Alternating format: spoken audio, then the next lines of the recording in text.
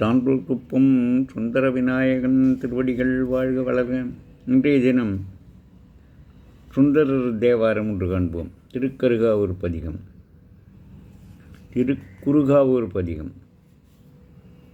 பாடுவார் பசி தீர்ப்பாய், பரவுவார் பிணி களைவாய், ஓடு நன்கலனாக உன்பலிக்கு உழல்வானே, காடு நல்லிடமாக கடு இருள் நடமாடும் வேடனே, குறுகாவூர் வெள்ளடை நீ என்றே.